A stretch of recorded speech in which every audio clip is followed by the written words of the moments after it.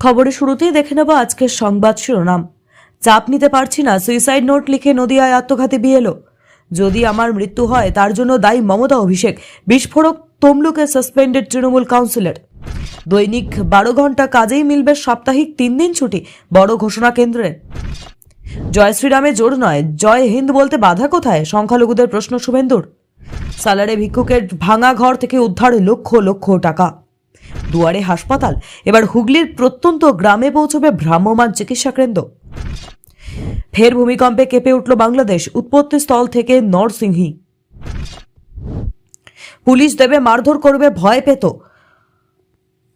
নদিয়ায় বিএলওর মৃত্যুর পরই দাবি স্বামীর, মুখ্যমন্ত্রী বললেন। গলায় একাধিক কোপ, বসিরহাটে দেহ উদ্ধার হতেই মহিলার পরিচয় নিয়ে দানা বাঁধছে ধোঁয়াশা। বাবা হাতছড় করছি, ফিরে যাও নয়তো তুলে ফেলার ব্যবস্থা করব, বাংলাদেশি মুসলমানদের বললেন সুকান্ত। কান ধরে উঠবোস করে শিরোনামে এসেছিলেন তৃণমূল সাসপেন্ড করতেই বিস্ফোরক তমলুকের কাউন্সিলর পার্থ। হিন্দু যুবককে প্রেমের ফাঁদে ফেলে খতনা করালো মুসলিম প্রেমিকা। 2 বছর পর বাড়ি ফিরে যা বললেন শুনে হতবাক সকলে। বর্ডার খুলে দেওয়া হোক, অনুপ্রবেশ নিয়ে বিএসএফকে দায়ী করার পর ফের বিতর্কে দিলীপ। বিহারে ভরাডুবি থেকে শিক্ষা, 2026-এর নির্বাচন নিয়ে তামিলনাড়ুতে প্রস্তুতি শুরু কংগ্রেসের। সার্ভার সমস্যায় বাকি হাজার ফর্ম এন্ট্রি, দীর্ঘক্ষণ বিডিও অফিসে বললেন অসুস্থ, কেঁদে ভাসালেন বিএলও। মহিলাকে অশ্লীল প্রস্তাব, ডেলিভারি বয়ের অভিযুক্তকে বেধড়ক মার স্থানীয়দের। এতক্ষণ শুনছিলেন সংবাদ শিরোনাম, এবার আসছি বিস্তারিত খবরে। ভিডিওটি ভালো লাগলে লাইক করুন এবং আমাদের ইউটিউব চ্যানেলটি সাবস্ক্রাইব করুন। ফের আত্মহত্যা এক বিএলওর। এবার নদিয়ার কৃষ্ণনগরে ষষ্ঠীতলায় এক বিএলও গলায় ফাঁস লাগিয়ে আত্মঘাতী হলেন। মৃতার নাম রিঙ্কু তরফদার। তিনি একটি সুইসাইড নোটও লিখে গিয়েছেন, যেখানে তিনি লিখেছেন বিএলওর কাজ তুলতে না পারলে প্রশাসনিক চাপ আসবে, তা আমার পক্ষে নেওয়া সম্ভব নয়। তার মৃত্যুর জন্য নির্বাচন কমিশনকেও দায়ী করেছেন রিঙ্কু তরফদার। নদিয়ার চাপড়া থানার বাঙালজি এলাকার স্বামী বিবেকানন্দ বিদ্যা মন্দিরের পার্শ্ব শিক্ষক ছিলেন রিঙ্কু তরফদার। বাঙালজি এলাকায় বিএলওর দায়িত্ব পালন করছিলেন তিনি। এদিন বাড়িতে তার ঝুলন্ত দেহ উদ্ধার হয়। একটি সুইসাইড নোটও পাওয়া গিয়েছে। সেখানে মেয়েদের উদ্দেশ্যে তিনি লিখেছেন, বাবার খেয়াল রাখিস, আমার কিছুই করার নেই, আমার সংসার ছেড়ে যেতে খুবই কষ্ট হচ্ছে। নিজের হাতে এই লেখা সংসার পাতা। এরপরই লেখা রয়েছে বিএলও কাজ তুলতে না পারলে প্রশাসনিক চাপ আসলে তা আমার পক্ষে নেওয়া সম্ভব নয়। একই সঙ্গে তার মৃত্যুর জন্য পরিবারের কেউ দায়ী নয় জানিয়ে রিঙ্কু লিখেছেন, আমার স্বামী, ছেলে মেয়ে কেউ দায়ী নয়, ওরা আমাকে যথেষ্ট যত্নেই রাখে। তিনি বাঁচতে চান জানিয়ে রিঙ্কু লিখেছেন, আমি বাঁচতে চাই, আমার সংসারে কোনো অভাব নেই। তার মৃত্যুর জন্য নির্বাচন কমিশনকে দায়ী করে ওই বিএলও লিখেছেন, আমার এই পরিণতির জন্য নির্বাচন কমিশন দায়ী। আমি কোনো রাজনৈতিক দলকে সমর্থন করি না, খুবই সাধারণ মানুষ। আমি অমানসিক কাজের চাপ নিতে পারছি না। আমি একজন পার্শ্ব শিক্ষিকা, বেতন পরিশ্রমের তুলনায় খুবই কম, কিন্তু এরা আমাকে ছাড় দিল না। উদ্ধার হয়েছে সুইসাইড নোট। মৃতের পরিজনরা বলছেন রিঙ্কু তরফদার স্কুলে পার্শ্ব শিক্ষক ছিলেন, অনলাইনে পারদর্শী ছিলেন না। এরপরও তাকে বিএলওর দায়িত্ব দেওয়া হয়েছিল। উনি এই নিয়ে খুবই চাপে ছিলেন, আর সেই চাপ সামলাতে না পেরেই আত্মঘাতী হয়েছেন। সে কথা সুইসাইড নোটে লিখেছেনও তিনি। কান্নায় ভেঙে পড়েছেন মৃতের পরিজনরা। এর আগে জলপাইগুড়ির বিএলওর কাজে চাপে এক মহিলার আত্মহত্যার অভিযোগ ওঠে।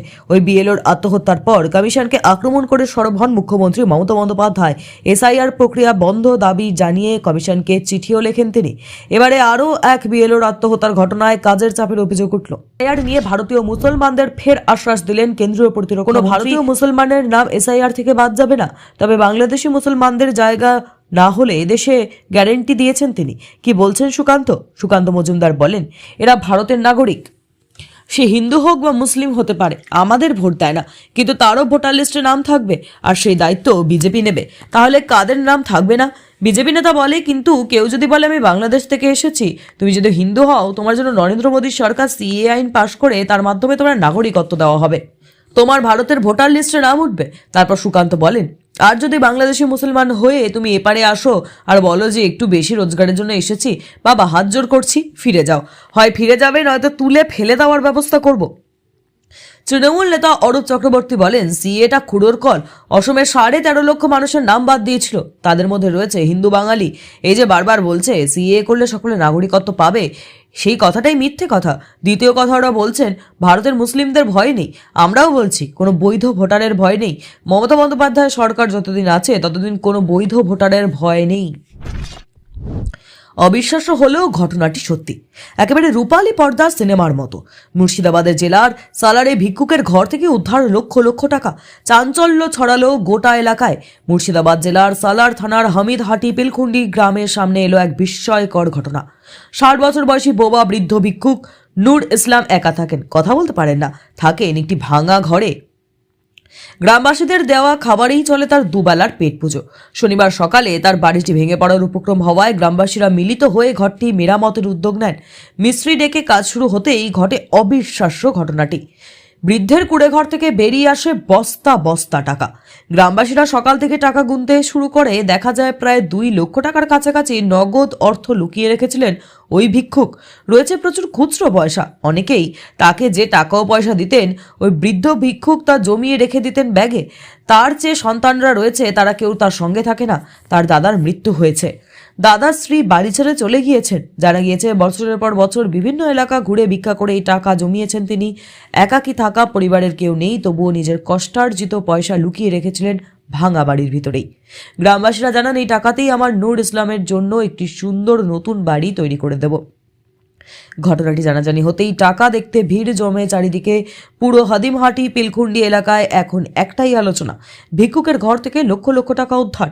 ওই ভিক্ষার জমানো টাকা থেকেই গ্রামবাসীরা উদ্যোগ নিয়ে একটি ছোট বারান্দা সহ 1 কামরার বাথরুম সহ পাকা বাড়ি তার জন্য তৈরি করে দিচ্ছেন। বাকি জীবনটা যাতে ওই বোবা ভিক্ষুক তার মাথার ওপর ছাদ পেতে পারে। তাকে ঘিরে এতটাই হই হই শনিবার সকাল থেকে চারিদিকে, কিন্তু কথা বলতে পারেন না, তাই ফ্যাল করে তাকিয়ে আছেন সেখানে ভিড় করার সংবাদ মাধ্যমের সাংবাদিকদের ক্যামেরার দিকে। রাজ্যে অনুপ্রবেশ সমস্যা নিয়ে বিএসএফও দায় এড়াতে পারে না। নজিরবিহীনভাবে এই মন্তব্য করে বেশ বিতর্কে জড়িয়েছিলেন বঙ্গের গেরুয়া শিবিরের দোদণ্ড প্রতাপ নেতা দিলীপ ঘোষ। এবার বিতর্কের আঁচ আরও বাড়িয়ে সীমান্ত খুলে দেওয়ার কথা শোনা গেল তার গলায়। খোলাখুলি এ বিষয়ে নিজের মত তুলে ধরলেন দিলীপ। বললেন, এসআইআর আবহে যারা বাংলাদেশে চলে যেতে চাইছে তাদের জন্য সীমান্ত খুলে দেওয়া হোক।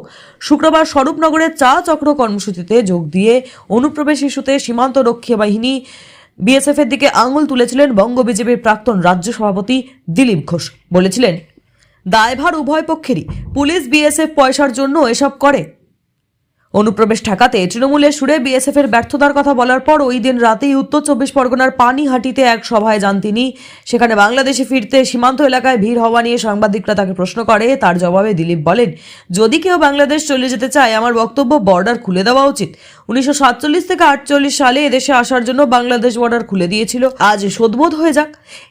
এখান থেকে যারা বাংলাদেশ যেতে চাইছে ছেড়ে দিক তাদের, লোক হালকা হোক, সঙ্গে মাফিয়া, গুন্ডা, চোর, ডাকাতরা ওই দেশে চলে যাক। বর্ডার খোলা নিয়ে তার এই মন্তব্য নতুন করে বড় সড় বিতর্কের জন্ম দিল তা বলাই বাহুল্য। শহরের এবং ব্লকের হাসপাতালে চিকিৎসা পরিষেবা পেয়ে থাকেন সাধারণ মানুষ, কিন্তু প্রত্যন্ত গ্রামে যারা বাস করেন তাদের হাসপাতালে পরিষেবা গ্রহণ করা বেশ অসুবিধাজনক হয়ে ওঠে। এবার মানুষের দুয়ারে হাসপাতাল, ভ্রাম্যমাণ চিকিৎসা কেন্দ্র পৌঁছে যাবে গ্রামে গ্রামে। মিলবে ইসিজি, রক্ত পরীক্ষা, লাইফ সাপোর্ট থেকে শুরু করে অক্সিজেন সহ প্রাথমিক চিকিৎসাও। এছাড়াও এই ভ্রাম্যমাণ চিকিৎসা কেন্দ্রে থাকবে চিকিৎসক, প্রশিক্ষিত নার্স সহ টেকনিশিয়ানরা। প্রতি মাসে নির্দিষ্ট দিনে নির্দিষ্ট গ্রামে পৌঁছে যাবে এই চিকিৎসা কেন্দ্র। বিনামূল্যে রক্ত পরীক্ষা, ইসিজি সহ নানান শারীরিক পরীক্ষা নিরীক্ষা করতে পারবেন সাধারণ মানুষ। মানুষের প্রাথমিক চিকিৎসাও করবেন এই ভ্রাম্যমাণ চিকিৎসা কেন্দ্রের ডাক্তাররা। হুগলি জেলার 18টি বিধানসভার মধ্যে প্রথমে 10টি বিধানসভাকে ভ্রাম্যমাণ চিকিৎসা কেন্দ্র দেওয়া হয় স্বাস্থ্য দপ্তরের তরফে। শনিবার বলাগড় বিধানসভার সিজা কামালপুর গ্রাম পঞ্চায়েতে এই ভ্রাম্যমাণ চিকিৎসা কেন্দ্রের আনুষ্ঠানিক উদ্বোধন করা হয়। উপস্থিত ছিলেন হুগলি জেলা পরিষদের সভাধিপতি রঞ্জন ধারা, সদর মহকুমা শাসক অয়ননাথ, জেলা মুখ্য স্বাস্থ্য আধিকারিক মৃগাঙ্ক মৌলিকর সহ স্থানীয় ব্লক ও পঞ্চায়েতের আধিকারিকরা। এই বিষয়ে জেলার মুখ্য স্বাস্থ্য আধিকারিক মৃগাঙ্ক মৌলিকর বলেন, যে সমস্ত এলাকায় যাতায়াত ব্যবস্থার সমস্যা রয়েছে সেসব জায়গায় চিকিৎসা কেন্দ্র পৌঁছে যাবে। গাড়িতে ডাক্তার, নার্স, টেকনিশিয়ান সবসময় থাকবে। গাড়িতেই সমস্ত স্বাস্থ্য পরীক্ষা, ল্যাবরেটরি টেস্ট হবে। পরীক্ষার সঙ্গে সঙ্গে এই রোগীর হাতে রিপোর্ট দেওয়া হবে। পাশাপাশি বেসরকারি পরীক্ষা কেন্দ্র থেকে এই সব পরীক্ষা করতে অনেকটাই বেশি টাকা খরচ করতে হয়। এই ভ্রাম্যমাণ চিকিৎসা কেন্দ্র সাধারণ মানুষের অনেকটাই উপযোগী হয়ে উঠবে বলে সকলের ধারণা। আগামী দিনে যাতে ভ্রাম্যমাণ এক্স রে ব্যবস্থার সুবিধা দেওয়া যায় সেই বিষয়েও পরিকল্পনা চলছে। নিয়োগ দুর্নীতিতে দলের একাধিক নেতার বিরুদ্ধে সরব হয়ে সাধারণ মানুষের কাছে ক্ষমা চেয়ে কান ধরে উঠবোস করছিলেন। ভিডিও করে সোশ্যাল মিডিয়ায় নিজেই ছেড়েছিলেন। ভাইরাল হয়েছিল সেই ভিডিও। তারপরেও একাধিকবার সরব হয়েছে তমলুকে তৃণমূল কাউন্সিলর পার্থসারথী মাইতি। কিন্তু দুদিন আগেই আইপ্যাকের লোকজনকে গাছে বেঁধে মারধরের নিদান দেওয়ার পরই তার বিরুদ্ধে পদক্ষেপ করেছে রাজ্যের শাসক দল। করতেই বিস্ফোরক পার্থসারথী মাইতি। তাকে খুন করা হতে পারে বলেও আশঙ্কা প্রকাশ করলেন। দলীয় নির্দেশে তমলুক পৌরসভার অস্থায়ী চেয়ারম্যান হিসেবে দায়িত্বভার গ্রহণ করেছেন চঞ্চল খাড়া। এই নিয়ে সোশ্যাল মিডিয়ায় আইপ্যাকের বিরুদ্ধে সরব হন পার্থসারথী মাইতি। তিনি লেখেন, আইপ্যাক টাকা কমিয়ে চলে যাবে, কর্মীদের বলবো রেজাল্ট খারাপ হলে আইপ্যাককে গাছে বেঁধে পিটুন। এই মন্তব্যের পর তৃণমূল তাকে দল থেকে সাসপেন্ড করেছে। আর দল সাসপেন্ড করতেই ফুঁসে উঠলেন তিনি। বললেন, আমি দুর্নীতির বিরুদ্ধে, আমিও আমার বাবার নিরাপত্তারক্ষী প্রত্যাহার করা হয়েছে, এবার হয়তো জেলেও ঢোকাতে পারে পুলিশ। পূর্ব মেদিনীপুরের তৃণমূল নেতা সুজিত রায়ের বিরুদ্ধে সরব হলেন তিনি।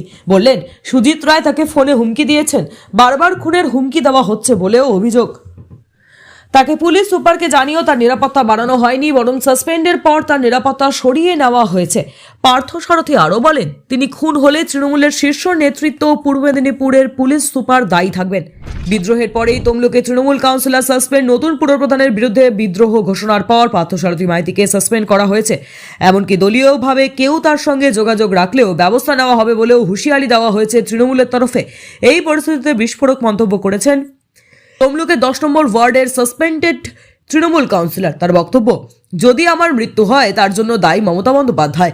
অভিষেক বন্দ্যোপাধ্যায়ের পূর্ব মেদিনীপুরের এসপি পার্থসারথী মাইতি বলেন, আমায় যে নিরাপত্তা দিয়েছিল 20 সালে যখন শুভেন্দু নানা জায়গায় গন্ডগোল করেছিলেন, মমতা বন্দ্যোপাধ্যায় অভিষেক বন্দ্যোপাধ্যায়ের পূর্ব মেদিনীপুরের এসপি, একটা চেয়ারম্যান পদ, আর তা ঘিরেই পূর্ব মেদিনীপুরের তমলুক পুরসভায় কার্যত ঘটনার ঘন ঘটা। নবনিযুক্ত চেয়ারম্যানের ডাকা প্রথম বোর্ড মিটিংয়ে গড় হাজির 11 জনই। আর এরপরই ফের একবার নবনিযুক্ত চেয়ারম্যানকে উদ্দেশ্য করে আক্রমণ ছুড়ে দেন স্থানীয় তৃণমূল কাউন্সিলর পার্থসারথী মাইতি। তিনি বলেন, শুভেন্দু অধিকারীর ভাব শীর্ষ চঞ্চল খাড়াকে আমরা দুর্নীতির জন্য তখনও প্রতিবাদ করেছি, আজও প্রতিবাদ করছি। একটা জেলা সভাপতি এসে শুধু চঞ্চল খাড়ার সঙ্গে গল্প করা আর টাকা তুলে নিয়ে যাওয়া, এটা হতে পারে না। সংখ্যাগরিষ্ঠ লোক যে ওকে মানে না, এটা তার প্রমাণ।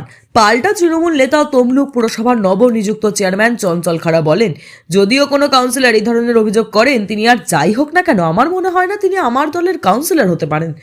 আইন কানুন মেনেই আমার মিটিং হয়েছে। লোকসভা নির্বাচনে পারফরমেন্সের নিরিখে কিছুদিন আগেই রাজ্যের একাধিক পুরসভায় বড়সড় রদবদল করেছে তৃণমূল।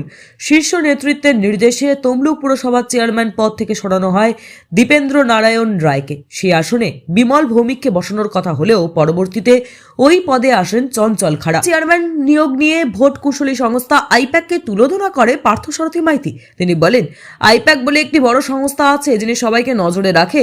এইসব তুমি টাকার বিনিময়ে এসেছো বাবা, তোমাকে জেতাতে হবে, কিভাবে জেতাবে?